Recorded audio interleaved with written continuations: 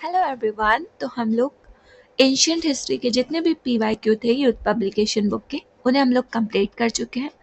अब हम लोग स्टार्ट कर रहे हैं मिडिवल हिस्ट्री। उसका फर्स्ट चैप्टर से हम लोग स्टार्ट करते हैं, invasion of Arabs and Turks. First question देखते हैं, मोहम्मद गौरी को किस वर्ष पृथ्वीराज थर्ड ने पराजित किया था? तो किस वर्ष किया था? 1191 में, ऑप्शन नंबर बी। ठीक है। तो तराइन का फर्स्ट युद्ध भी कब हुआ था? 1191 में। किसके बीच हुआ था? Prithviraj Chauhan third and Shihabuddin Mohammad Ghori. Second युद्ध कब हुआ था? 1192 में, जिसमें क्या हुआ था? मोहम्मद गौरी की जीत हो गई थी। ठीक है। इसके बाद सेकेंड क्वेश्चन देखते हैं, पहली बार भारत पर आक्रमण करने वाला मुस्लिम कौन था? तो पहली बार भारत पर आक्रमण करने वाला मुस्लिम कौन था? मोहम्मद बिन कासिम, ऑप्शन नंबर सी। तो भारत में प्रथम मुस्लिम आक्रमणकारी मोहम्मद बिन कासिम था। ठीक है। 711 में उबैदुल्ला और बुदैल के नेतृत्व में सिंध के क्षेत्र में अरबों का पहला असफल आक्रमण हुआ था और अरबों ने 712 ईस्वी में 17 वर्षीय मोहम्मद बिन कासिम के नेतृत्व में दाहिर को परास्त कर सिंध पर विजय प्राप्त की थी। भारत पर अरब आक्रमण के साक्ष्य चचनामा और मीर मोहम्मद मासूम की पुस्तक तारीख सिंध मासूम सिंध से प्राप्त होती है। तो देखो, पहला जो मुस्लिम आक्रमणकारी कौन था? मोहम्मद बिन कासिम। और फर्स्ट अरब आक्रमण जो मतलब सक्सेसफुल नहीं था, तो किस टाइम हुआ था? 711 में। ठीक है। किसके नेतृत्व में हुआ था? उबैदुल्ला एंड बुदैल के। 712 में क्या होता है? सफल होता है। क्या होता है? मोहम्मद बिन जो कासिम होते हैं वो दाहिर को परास्त कर देते हैं। और एक और क्वेश्चन पूछा जा सकता है कि अरब आक्रमण के जो एविडेंस हैं वो किस बुक में मिलते हैं? तो एक जो बुक है वो चचनामा की है, चचनामा बुक है, और जो दूसरी बुक है तारीख सिंध मासूम सिंध भी कहते हैं। ठीक है। लिखी किसने थी? तो मीर मोहम्मद मासूम ने। नेक्स्ट क्वेश्चन देखते हैं, नालंदा प्राचीन शिक्षण एवं मठ का एक केंद्र है, कब नष्ट हो गया था? तो कब नष्ट हो गया था? 1200 ईस्वी में। ठीक है। Option C. नालंदा विश्वविद्यालय कहाँ पे है? तो बिहार मगध में स्थित है, बौद्ध शिक्षा का केंद्र है। ठीक है। नालंदा प्राचीन शिक्षण एवं मठ का एक केंद्र कब नष्ट हुआ? 1200। ठीक है। 1197 में ऐबक ने एक सेनापति बख्तियार खिलजी ने नष्ट किया था। तो नालंदा को किसने नष्ट किया था? 1197 में ऐबक के जो एक सेनापति थे बख्तियार खिलजी, उन्होंने नष्ट कर दिया था। इसके बाद हम लोग क्वेश्चन देखते हैं सेकंड चैप्टर का। तो खिज्र खां दिल्ली का शासक था, निम्नलिखित में से किस राज्य वंश से संबंधित था? तो खिज्र खां संबंधित है सैयद वंश से। ठीक है।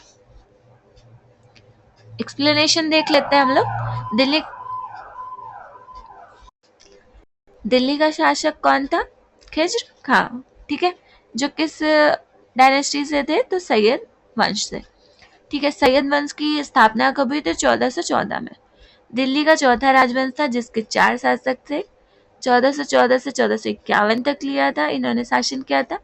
भारत से वापस जाते हुए समय तैमूर ने खिज्र खां को मुल्तान के गवर्नर के रूप में नियुक्त किया था। ठीक है। तो किसने नियुक्त किया था? तैमूर ने। कहाँ का गवर्नर नियुक्त किया था? मुल्तान का। ठीक है। इसके बाद नेक्स्ट क्वेश्चन देखते हैं, दिल्ली सल्तनत में निम्नलिखित में से किसने सबसे कम अवधि तक शासन किया था? तो किसने किया था सबसे कम अवधि तक? खिलजी वंश। किसने किया था? खिलजी वंश, option number A. Option A. ठीक है। सबसे कम अवधि का शासन कौन था? खिलजी वंश था। दिल्ली की सत्ता पर 1290 से 1320 तक शासन किया। जलालुद्दीन फिरोज खिलजी खिलजी वंश के संस्थापक थे। दिल्ली के खिलजी सुल्तानों में अलाउद्दीन खिलजी जो थे सबसे प्रसिद्ध और योग्य थे। इसने सिकंदर सानी की उपाधि धारण की। हम लोग पद्मावत मूवी देखे ना, तो उसमें अलाउद्दीन खिलजी के बारे में बहुत ज्यादा उसी के ऊपर मूवी है। तो आई थिंक किसी भी आप ज्यादातर लोग जो हैं वो अलाउद्दीन खिलजी से फेमिलियर जरूर होंगे। ठीक है। नेक्स्ट क्वेश्चन देखते हैं, निम्नलिखित में से दिल्ली का पहला सुल्तान कौन था? तो दिल्ली का पहला सुल्तान था कुतुबुद्दीन ऐबक। अच्छा देखो, ऐसा भी है कि उसको वास्तविक सुल्तान नहीं माना जाता है। ठीक है। वास्तविक सुल्तान कुछ लोग इल्तुतमिश को माना जाता है, बट अभी हम लोग इसका जो एक्सप्लेनेशन है उसे ही देखते हैं। दिल्ली का पहला सुल्तान कुतुबुद्दीन ऐबक था, मोहम्मद गौरी का गुलाम था। ठीक है। कब हुआ, नींव कब रखी? 1206 में। ऐबक साम्राज्य पूरे उत्तर भारत में फैला था। राजधानी किसको बनाया? लाहौर को। कुतुब मीनार की नींव डाली। ठीक है, कुतुब मीनार की नींव डालते हैं कुतुबुद्दीन ऐबक, और उससे पूरा कौन करवाता है? इल्तुतमिश। ठीक है, कुतुबुद्दीन ऐबक किस राजवंश का संस्थापक था? तो गुलाम वंश का। ठीक है, देखो कुतुबुद्दीन ऐबक जो था वो खुद भी गुलाम था, तो उसने किस राजवंश की स्थापना की? गुलाम वंश। गुलाम वंश। ठीक है, स्थापना कब होती है? 1206 में। गौरी का गुलाम था, लाख बख्श भी कहा जाता था, लाख बख्श लाखों का दान करता था, इसलिए उसे लाख बख्श भी कहते थे। ठीक है, राजधानी क्या बनाई? लाहौर। कुतुब मीनार की नींव डाली थी। ठीक है, लाहौर रक्त की नीति किसने अपनाई थी? तो ये बलबन ने अपनाई थी। किसने अपनाई थी? Balban, option A. ठीक है, बलबन कब से कब तक शासन किया? तो 1266 टू 87। बलबन ने विद्रोहियों को कमजोर करने, मंगोल आक्रमण से रक्षा के लिए नीति अपनाई थी। नेक्स्ट क्वेश्चन देखते हैं, किसके शासनकाल में इब्न बतूता भारत आया? तो किसके शासनकाल में आया था? Mohammad bin Tughlaq, option B. इब्न बतूता 1333 में मोहम्मद बिन तुगलक के काल में भारत आया। वह कहाँ का निवासी था? तो मोरक्को, अफ्रीका का।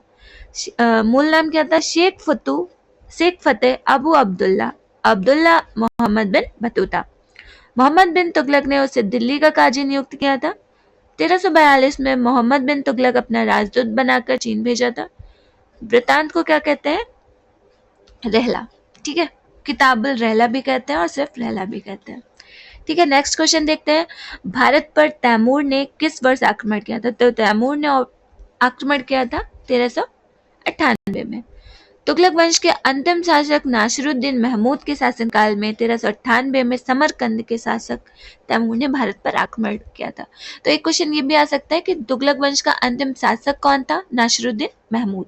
और ये भी पूछ सकते हैं कि तैमूर ने जब आक्रमण किया था भारत पर, तो उस वक्त कौन सा वंश था? तो कौन सा?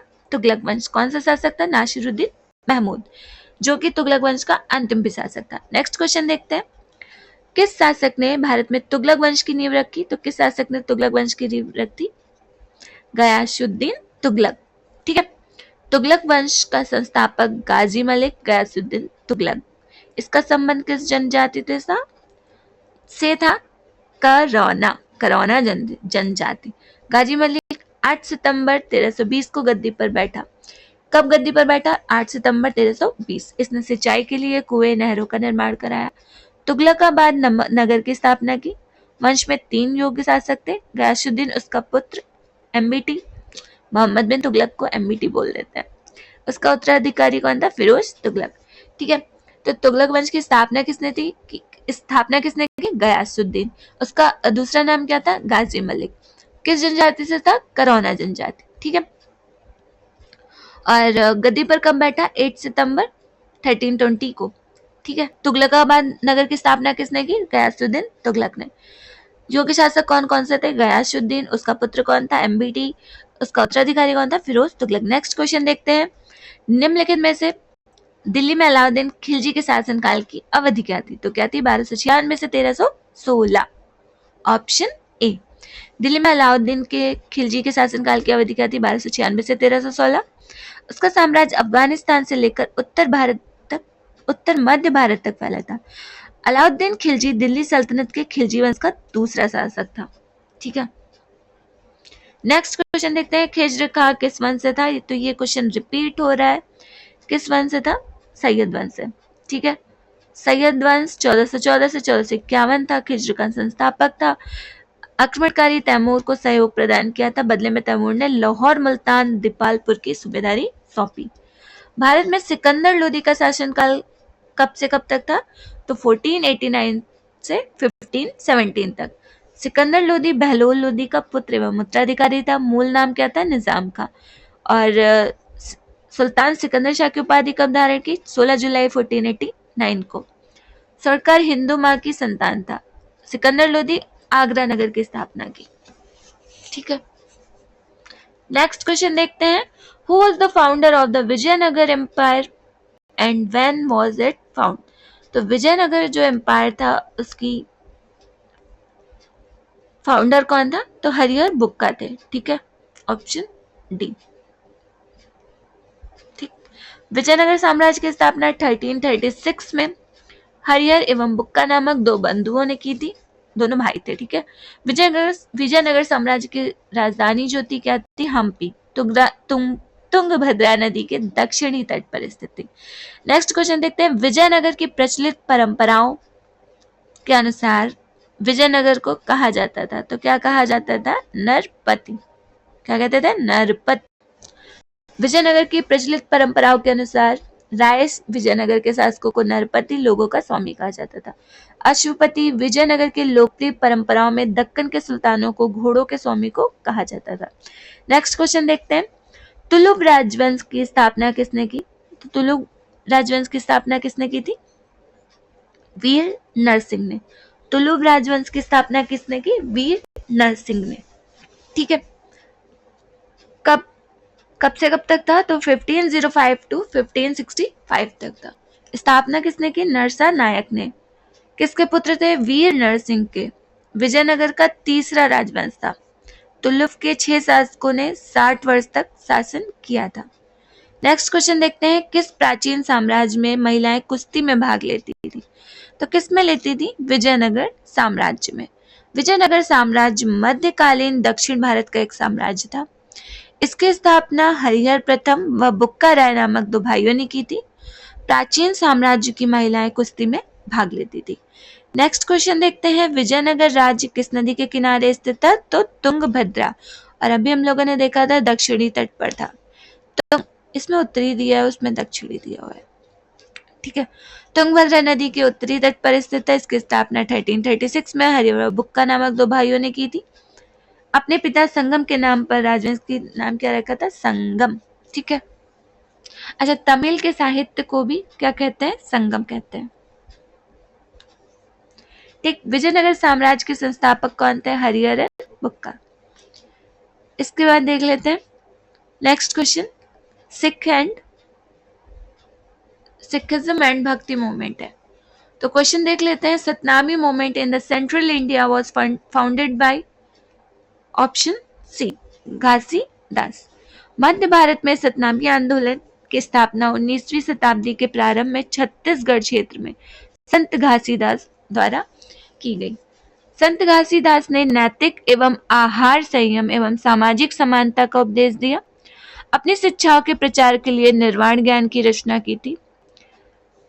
नेक्स्ट क्वेश्चन देखते हैं, अपने संदेश के प्रचार प्रसार के लिए हिंदी का प्रयोग करने वाले प्रथम भक्ति संत निम्नलिखित में से कौन थे? तो कौन थे? रामानंद। स्वामी रामानंद भक्ति आंदोलन के संत थे। उन्होंने राम भक्त, देखो राम उनके नाम में भी आ रहा है, तो वो राम भक्ति धारा के समर्थक थे। वे पहले आचार्य हुए जिन्होंने उत्तर भारत में भक्ति का प्रचार किया। इन्होंने अपने संदेश के प्रचार प्रसार के लिए हिंदी का प्रयोग किया। उनके बारे में प्रचलित कहावत है कि भक्ति द्राविड़ उपजी लाए रामानंद। भक्ति द्राविड़ उपजी लाए रामानंद। नेक्स्ट क्वेश्चन देखते हैं, मध्ययुगीन भारत में भक्ति आंदोलन के प्रमुख अगुवाकारों में से कौन था? तो मध्ययुगीन में अगुवाकार कौन थे? शंकराचार्य। Option number A. मध्यकालीन भारत में एक भक्ति आंदोलन के प्रमुख अगुवाकार कौन थे? शंकराचार्य। इनके द्वारा प्रतिपादित दार्शनिक परंपरा को अद्वैतवाद कहते हैं। इस काल में सामाजिक धार्मिक सुधारों द्वारा समाज में विभिन्न तरह से भगवान की प्रचार प्रसार किया। नेक्स्ट क्वेश्चन देखते हैं, गुरु ग्रंथ साहिब के संकलन को प्रमाणित किया था? तो किसने प्रमाणित किया था? गुरु गोविंद सिंह ने। ठीक है। गुरु ग्रंथ साहिब के संकलन को गुरु गोविंद सिंह ने प्रमाणित किया था। ठीक है। इस संकलन में शेख फरीद, संत कबीर, नामदेव, गुरु तेग बहादुर अन्य हस्तियों का लेखन को जोड़ा गया है। आदि ग्रंथ को ही गुरु ग्रंथ साहिब के नाम से जाना जाता है, जिसकी रचना किसने की थी? गुरु अर्जुन देव ने। पुस्तक की लिपि कौन सी है? गुरुमुखी। नेक्स्ट क्वेश्चन देखते हैं, किस सिख गुरु की जयंती गुरु पूरब के त्योहार के रूप में मनाई जाती है? तो किसकी मनाई जाती है? गुरु नानक देव। सिख पंथ के संस्थापक तथा सिखों के पहले गुरु नानक देव गुरु पूरब त्योहार में मनाई जाती है। इनका जन्म 1469 में कार्तिक पूर्णिमा को रावी नदी के किनारे स्थित आधुनिक पाकिस्तान के पंजाब प्रांत के तलवंडी नामक गांव में हुआ था। उन्होंने सामाजिक कुरीतियों का विरोध किया, मूर्ति पूजा को निरर्थक माना। वर्ष में गुरु गोविंद सिंह ने बैसाखी दिवस को आनंदपुर साहिब में सिख की सामान्य बैठक बुलाई थी तथा खालसा की नींव रखी थी। ठीक है, तो इसका ऑप्शन क्लियर नहीं है, इसलिए हम लोग एक्सप्लेनेशन पढ़ते हैं। गुरु गोविंद सिंह सिख धर्म के कौन से गुरु थे? 10वें। किस नंबर के गुरु थे? 10वें, और अंतिम गुरु थे। तो गुरु गोविंद सिंह 10वें भी थे और अंतिम भी थे। 1699 में खालसा पंथ की स्थापना की थी, जो सैनिक संतों का विशेष समूह था। तो खालसा पंथ की स्थापना कब हुई? 1699 में। इस्लामिक युग में सिखों के उत्पीड़न ने खालसा की स्थापना को प्रेरित किया। खालसा ऐसे पुरुष और महिलाओं जिन्होंने सिख गुरुमत्ता समारोह में भाग लिया, जो सिख आचार संहिता 5 भौतिक वस्तुओं केश, कंग, कड़ा, कच्छा, कृपाण धारण करते हैं। ठीक है, तो इसमें ऑप्शन होना चाहिए था 1699, जो कि नहीं दिया हुआ है। 10वें और आखिरी गुरु कौन थे? तो कौन थे? गुरु गोविंद सिंह, ऑप्शन डी। देख लेते हैं सारे गुरु के नाम। फर्स्ट कौन थे? गुरु नानक देव, जिनके बर्थडे पे हम लोग क्या मनाते हैं? गुरुपूरब। सेकंड थे अंगद, थर्ड थे अमरदास, फोर्थ रामदास, फिफ्थ अर्जुन देव, जिन्होंने गुरु गोविंद सिंह गुरु ग्रंथ साहिब का संकलन किया, लिखा। सिक्स हरगोविंद सिंह, 7 हर राय, 8 हरकिशन, 9 तेग बहादुर और 10th गुरु गोविंद सिंह। इन्होंने क्या किया था? खालसा पंथ की स्थापना की थी, जो 10th थे। सिख धर्म के आखिरी गुरु भी कौन थे? गुरु गोविंद सिंह। नेक्स्ट क्वेश्चन देखते हैं, लंगर की परंपरा किसने आरंभ की थी? तो किसने आरंभ की थी? गुरु नानक देव ने। अभी भी लंगर चलता रहता है। ठीक है, सिख पंथ की स्थापना गुरु नानक ने की थी। वे सिख के कौन से गुरु थे? पहले गुरु थे, जिनके बर्थडे पे गुरुपूरब मनाया जाता है। किस सिख गुरु ने आदि ग्रंथ संकलित किया? तो किसने किया था? गुरु अर्जुन देव ने। ठीक, सिख के 5वें गुरु थे गुरु अर्जुन देव। आदि ग्रंथ को संकलित किया। अमृत नगर का निर्माण पूरा करवाया, इसमें अमृतसर और संतोष नगर नामक तालाब बनवाया। इन्होंने अमृत तालाब के मध्य हर मंदिर साहिब का निर्माण करवाया, जिसकी नींव सूफी संत मियां मीर के द्वारा रखी गई। जहांगीर ने अपने विद्रोही पुत्र खुसरो की मदद के आरोप में गुरु अर्जुन देव को 30 मई 1606 को फांसी दे दी थी। ठीक है, तो सिखों के 5वें गुरु कौन थे? अर्जुन देव थे। आदि ग्रंथ संकलित किया था। और कौन से 2 तालाब बनवाए? तो एक अमृतसर है और संतोष नगर है। ठीक है, और हर मंदिर की नींव भी किसने रखवाई थी? तो गुरु अर्जुन देव ने। ठीक, और इनको फांसी कब दी गई थी? तो 30 मई 1606 को इनको फांसी दे दी गई थी।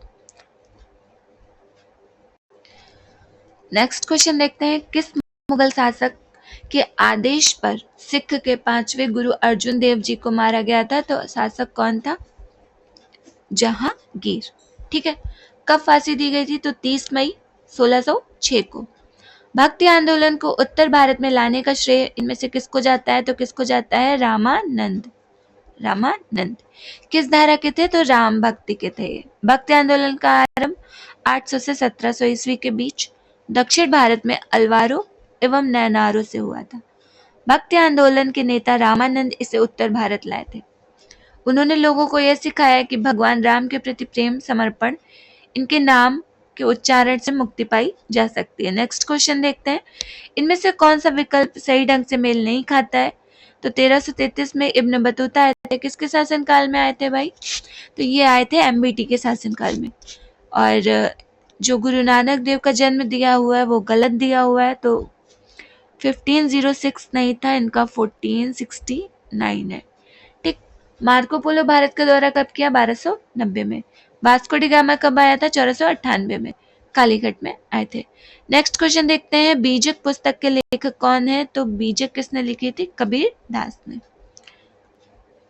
तो सूरसागर, सूर सारावली, साहित्य लहरी किसकी है? सूरदास की। विद्यापति का देख लेते हैं, कीर्तिलता, कीर्ति पताका, पुरुष परीक्षा, भू परिक्रमा। ठीक, इसके बाद 5th चैप्टर स्टार्ट होता है, जो है मुगल पीरियड। इसका देख लेते हैं, which of the following is correct about Akbar? He sat on the throne after the death of his father Humayun. Is true. He defeated Hemu in the first battle of Panipat. नहीं. He changed the name of Prayag to Allahabad. ये भी true है. तो which statement is true? D. Both the statement A and C are correct. ठीक है. तो second is, इसमें क्या होता है, हेमू जीतता है भाई. ये दो सही है. देख लेते हैं. निम्नलिखित में से किस मुगल सम्राट ने ईस्ट इंडिया कंपनी को बंगाल में शुल्क मुक्त व्यापार की अनुमति दी थी? तो किसने दी थी? औरंगजेब ने. ठीक है. कब फरमान जारी किया था? 1691 में ईस्ट इंडिया कंपनी को बंगाल प्रांत में शुल्क मुक्त व्यापार करने की अनुमति दी थी. हालांकि निजी व्यापार करने वाले उत्तराधिकारी अधिकारियों को अभी भी शुल्क प्रदान करना पड़ता था. टोडरमल को निम्नलिखित में से किस नाम से जाना जाता था? तो किस नाम से जाना जाता था? मुशर्रफ ए दीवान. किस नाम से जाना जाता था? मुशर्रफ ए दीवान. नेक्स्ट क्वेश्चन देखते हैं. मुगल सम्राट बाबर ने निम्नलिखित में से किस स्थान पर राणा सांगा और उनके सहयोगियों को हराया? तो ऑप्शन ए, खानवा में. मुगल सम्राट फतेहपुर सीकरी के निकट खानवा में 1527 में राणा सांगा उनके सहयोगियों को हराया. ठीक है. नेक्स्ट क्वेश्चन देखते हैं. संगमरमर पर पियत्रा ड्यूरा या रंगीन पत्थर की जड़ाई का काम किस समय? ओके, तो नेक्स्ट क्वेश्चन क्या है? संगमरमर पर पियत्रा डूरा या पित्रा या रंगीन पत्थर की जड़ाई का काम के समय बहुत लोकप्रिय था. तो किसके समय भाई लोकप्रिय था? शाहजहां. संगमरमर या रंगीन पत्थर की जड़ाई सर्वप्रथम शाहजहां ने शुरू की. इस कला का महत्वपूर्ण उदाहरण ताजमहल, एतमादुद्दौला का मकबरा है. नेक्स्ट क्वेश्चन देखते हैं. जजिया फिर से लगाने वाला मुगल शासक कौन था? तो फिर से किसने लगाया था? औरंगजेब ने लगाया था. हाँ, ऑप्शन बी.